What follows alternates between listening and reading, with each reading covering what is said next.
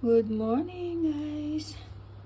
Ayoko na sanang ipakita kaya lang nahihiya ako. Naluto ako ng adobo, guys. Adobong tuyong-tuyo. Kaya lang ito yung nangyari. Nasunog naman. Ba't ba ganyan? Ilang piraso na nga lang yung natira dahil nasunog-sunog. Hindi na yun makakain, no? Kasi pag kinain mo yun, may itim-itim. Magkaka-cancer ka raw dyan. Mani. Gumawa rin ako na mani. Sunog din yata. Ito guys. Pero okay lang naman siya. Masarap yung sunog niya.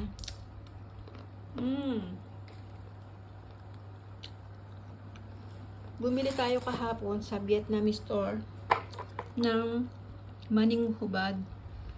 Tapos nakakita ako ng mangga. Bumili rin ako. Tapos tignan nyo guys yung kanilang pipino. Ibang klase oh. Ano yan? Walang gamot. Hindi pa sila gumagamit ng mga pesticides. Kasi ibang iba sa Japanese na cucumber.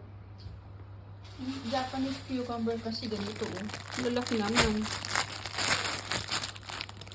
Pero yung Vietnam, maliit.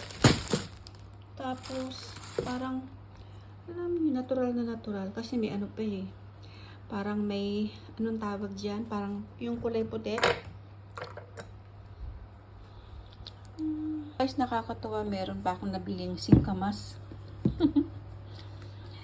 Hindi siya ganun siguro ka-fresh. Kaya lang, singkamas pa rin siya Nalagyan natin siya ng suka, asin, at saka kunting asukal.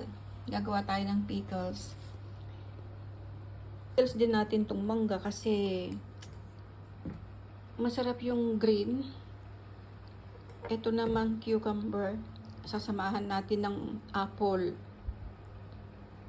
Yung ginagamit ko guys na pambabad. Rakyusu. Ibig sabihin, suka ng rakyu. Yung rakyu, yan parang sibuyas na, yung fresh na pahaba. Kinakain ng mga Japanese na kinakain sa sushi, ganun. Okay guys, gawa na tayo ng pickles.